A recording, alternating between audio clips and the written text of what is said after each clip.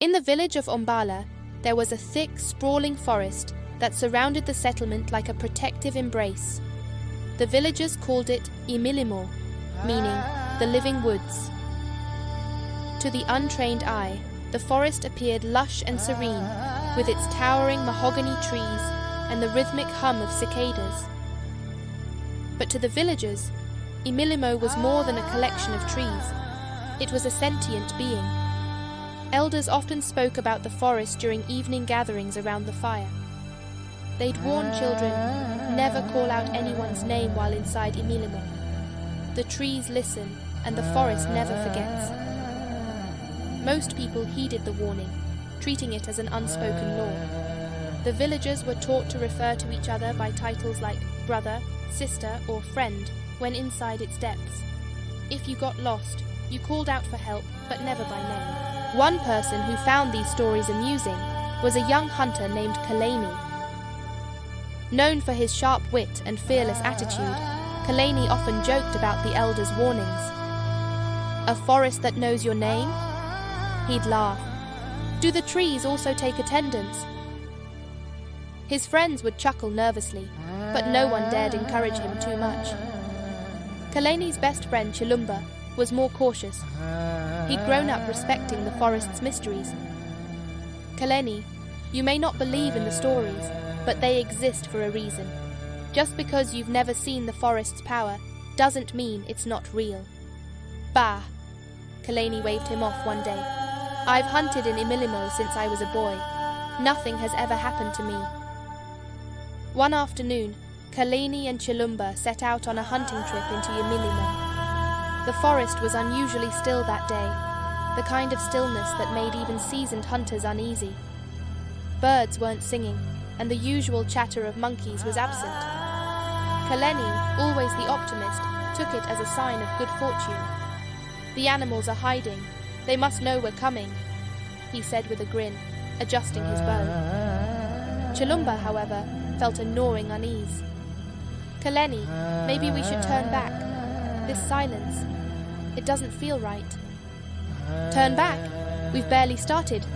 Come on, Chilumba, don't be such a coward. Reluctantly, Chilumba followed. They trekked deeper into the forest, stepping over roots as thick as a man's arm and ducking under vines that seemed to sway without the wind. Hours passed without a single sighting of game. Finally, as the sun began to dip behind the treetops, Kalani spotted a bushbuck grazing in a clearing. It was a magnificent creature, its horns curling like the spirals of a conch shell. Kalani notched an arrow and took aim. Suddenly, a rustling noise startled the bushbuck, and it darted away. Annoyed, Kalani turned to see Chilumba tangled in a vine. "Chilumba, you scared it off!" he snapped. "It wasn't my fault," Chilumba replied, trying to free himself. Frustrated, Kalani yelled, "Chilumba, stop being clumsy and get up!" The moment the name Chilumba left his lips, the forest seemed to shiver. The air grew colder, and a faint whisper echoed through the trees. "Chilumba!" the whisper repeated, growing louder and more insistent. Kalani froze. Chilumba's eyes widened in fear. "Why did you say my name?" he hissed. Before Kalani could answer, the whispers turned into a chorus, each voice overlapping the other, all repeating the name. Chilumba, Chilumba, Chilumba. The two friends ran. They sprinted through the forest, their hearts pounding like war drums. The whispers followed, growing louder and more menacing. The trees seemed to move, their branches twisting and clawing at the fleeing men. As they ran, Kalani tripped over a root and fell. Chilumba stopped to help him, but Kalani yelled, "Go! Don't stop for me!" "I won't leave you!" Chilumba shouted, pulling him to his feet. They ran until they burst out of the forest and into the village. The whispers stopped, but the two men were shaken. Villagers gathered around, alarmed by their disheveled appearance. That night, Kalani couldn't sleep. He kept hearing the whispers in his dreams. When he woke, he decided to visit Elder Mwansa, the oldest and wisest person in Ombala. Elder Mwansa listened carefully as Kaleni recounted what had happened. When Kaleni finished, the elder sighed. "You have disrespected Imilimo," he said. "The forest is alive, and it remembers. You called out a name, and now it holds that name in its grasp." "What can I do?" Kaleni asked, his voice trembling. The elder handed him a small pouch filled with herbs and a carved wooden amulet.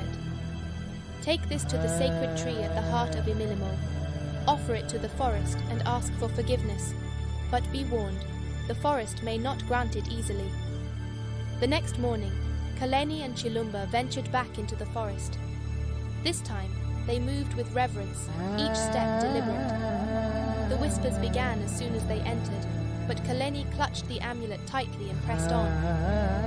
When they reached the sacred tree, an ancient mahogany with a trunk as wide as a hut, Kaleni knelt and placed the pouch at its roots. He spoke softly. "Imilimo, I have wronged you. I spoke a name where I should not have. Please forgive me." The forest fell silent. For a moment, it felt as if the entire world was holding its breath. Then, a deep, resonant voice echoed through the clearing. "The forest forgives, but it does not forget. Leave, and do not return." Kaleni and Chilumba obeyed, backing away from the tree and leaving the forest without looking back. From that day on, Kaleni respected the rules of Imilimo. He never again mocked the elder's warnings, and he became an advocate for the forest's mysteries.